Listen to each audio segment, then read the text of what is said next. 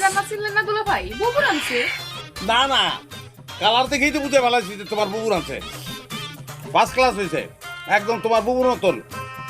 মাংসের মেজাজ same same, first class হয়েছে, ফার্স্ট ক্লাস হয়েছে।